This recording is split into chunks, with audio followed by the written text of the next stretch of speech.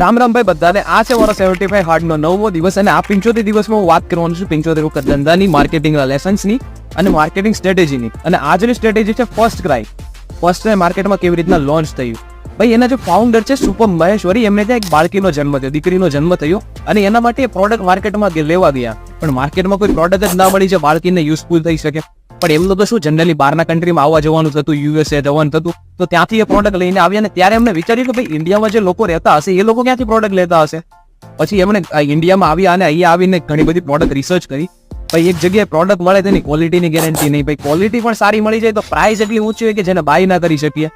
પછી એમણે ઓનલાઈન પણ ટ્રાય કર્યું, એમેઝોન, ફ્લિપકાર્ટમાં, ત્યાં પણ કોઈ પ્રોડક્ટ ના મળે. પછી એમણે વિચાર્યું કે ભાઈ એક ડેડિકેટેડ એવી વેબસાઇટ બનાવવા આવે જ્યાં સ્પેસિફિકલી બાળકો માટે જ પ્રોડક્ટ મળતી હોય. અને પછી એમણે લોન્ચ કર્યું ફર્સ્ટ ક્રાય. અને ફર્સ્ટ ક્રાયને એટલો જાતો ફર્સ્ટ મૂવરનો બેનિફિટ મળ્યો કે જે યુનિકોર્ન કંપની બની ગઈ અને આજની તારીખમાં એની વેલ્યુએશન 8,000 કરોડ રૂપિયા છે.